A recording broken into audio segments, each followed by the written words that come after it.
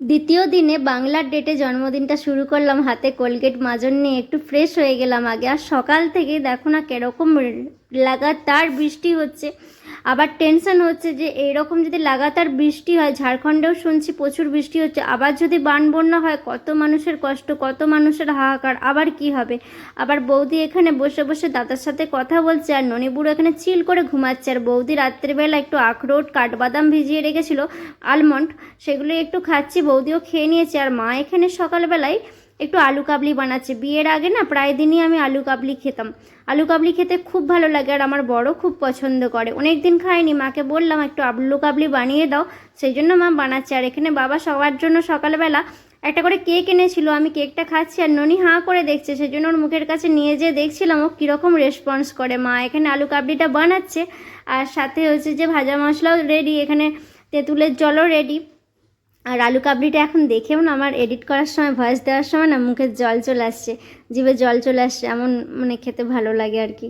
আর এখানে আমার বরের জন্য টিফিন প্যাক করে দিয়েছি। আমার বাবা যাচ্ছে আমার শ্বশুরবাড়ির ওখানে হেলান মার্কেট আছে, ওখানে বাজার করতে, ওর কাছে দিয়ে দেবে টিফিনগুলো। আর বৌদি এখানে সিমুইয়ের পায়েসটা বানাচ্ছে। আমাদের এখানে না ক্ষীর পালুনি ঢেঁড়া পড়ে গেছে, সেই জন্য এখন চালের পায়েস বানাতে নেই যতদিন না ওই পুজোটা হচ্ছে।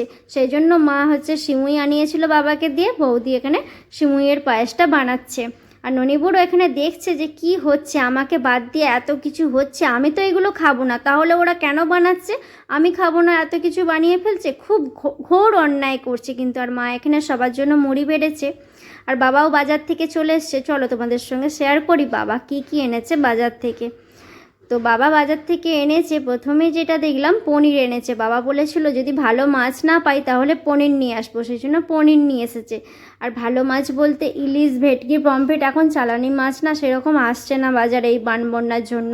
আর এখানে মিষ্টি দই নিয়ে এসেছে। আর আমি দেখলাম বড় বড় পিসের একদম মাছ এনেছে। বাবাকে প্রথমে জিজ্ঞেস করলাম ভেড়ির মাছ নয় তো, কারণ আমাদের ফ্যামিলিতেও না কেউ ভেড়ির মাছটা একদম পছন্দ করে না, আমি তো একদমই করি না, আর আবার বাবা মা এরা কেউই করে না। ওরা পেলে দেশি মাছ নেবে, না হলে নেবে না। এরকম মাছ কাটা হলে আমি তার স্মেল শুকেই বলে দেবো যে সেটা ভেড়ির না দেশি, শুকে আমি বুঝতে পেরেছি এটা দেশি মাছই নিয়ে এসেছে। আর এখানে আমি পনিরটা করব বলে ম্যারিনেট করে রেখেছি, এটা চিলি পনির হবে। চিলি পনিরের সাথে একটা স্পেশাল আইটেম বানাবে বৌদি, সেটাই হচ্ছে দিয়েই চিলি পনিরটা খাওয়া হবে। আর এখানে ননিপুরও একটু ঠাম্মির কলেজে আদর খেয়ে নিচ্ছে। আর আমার এখানে চিলি পনিরটা বানানোও হয়ে গেছে।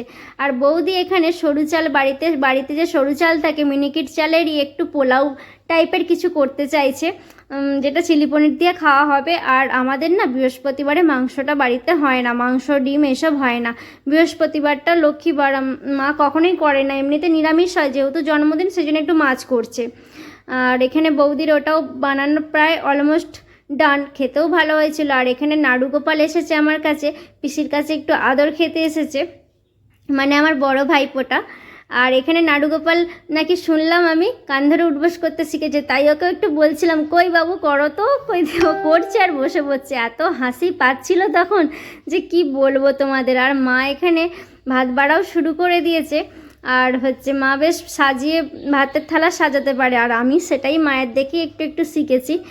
তো মা সেগুলো সাজিয়ে দিচ্ছে খুব সুন্দর করে। আর এদিকে আমার বড় চলে এসছে, সে স্নান করতে ঢুকেছে, স্নান করে বেরোলেই আমাদেরকে ভাত খেতে দিয়ে দেবে। দিয়ে দিয়েছে দুটো আসন পেতে, থালা সাজিয়ে সমস্ত কিছু রেডি হয়ে গেছে। আর ননিবুড়ো এখন পিসমশাইয়ের কোলে চেপে একটু আদর খাচ্ছে। আর ওখানে বৌদিও বসে আছে, আর আমিও একটু রেডি হয়ে গেছি। আর এখানে আমার বরকে বলছি তুমি একটু ভিডিওর দিকে ফোকাস করো, সেই ফোকাসটাই একটু করলো। আর মা এখানে আমাকে একটু দই খাইয়ে দিচ্ছে। মাকে বললাম আমাকে একটু দইটাই খাওয়া, অন্য কিছু আমি এখন খাবো না। আর দই আর একটু জল খাইয়ে দিতে বললাম, সেটাই মা খাইয়ে দিচ্ছে। আর তোমাদেরকে তো সেখানের ভিডিওটা কালকে আপলোড করেছিলাম, তোমরা সবাই অনেক অনেক ভালোবাসা দিয়েছো। আজকে এখানের ভিডিওটা আপলোড করলাম, আশা করছি এটা তো অনেক অনেক ভালোবাসা দেবে। সত্যি বলছি তোমাদের কাছ থেকে আমি যে ভালোবাসাটা পাই না, সেটার জন্য আমি ভীষণভাবে তোমাদের কাছে কৃতজ্ঞ। আর দেখো এখানে আমাদের খাওয়া দাওয়া হয়ে গেছে, মা বৌদিও ওখানে খাচ্ছে। আজকের ভিডিওটা কেমন লাগলো সবাই কিন্তু কমেন্ট করে জানাবে।